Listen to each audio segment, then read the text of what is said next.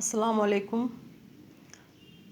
Our today's topic is concept of investment multiplier. The concept of multiplier was first of all developed by F.A. Khan in the early 1930s. But Keynes later further redefined it. Khan's multiplier was employment multiplier. Keynes took the idea from Khan and formulated the investment multiplier or income multiplier. Multiplier expresses the relationship between the increase in investment and increase in income. जब investment increase हो जाती है तो उसकी वजह से जो investment है वो भी इंक्रीज़ हो जाती है।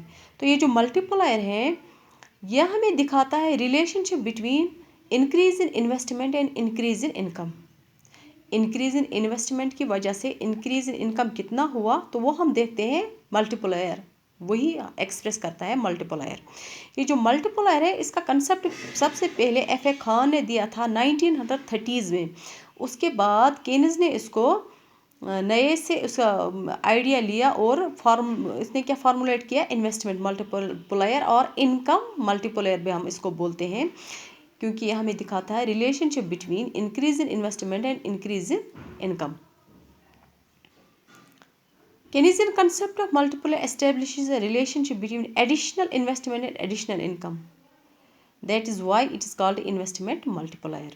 According to Keynes, multiplier is the ratio of change in aggregate income to a change in investment.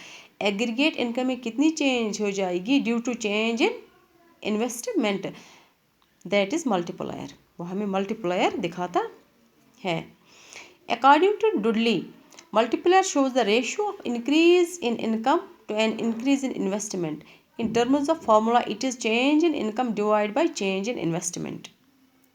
Multiplier shows that an increase in investment brings about an increase in income, not equal to increase in investment but many times more.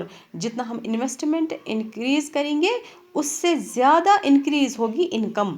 For example, if by increase in investment ₹5 crore, ultimate increase in income is ₹20 crore. अगर हमने investment increase की 5 करोड़ और जो उसकी वजह से income increase हुई that is 20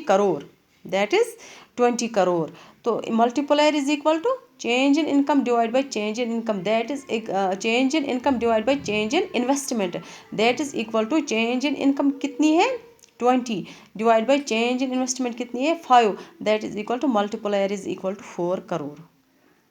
तो साइज ऑफ मल्टीप्लायर जो है it depends on marginal propensity to consume. अगर मार्जिनल प्रोपेंसिटी कंज्यूम ज़्यादा है तो higher the value of marginal propensity to consume, higher will be multiplier, and lower the value of marginal propensity to consume, lower will be multiplier.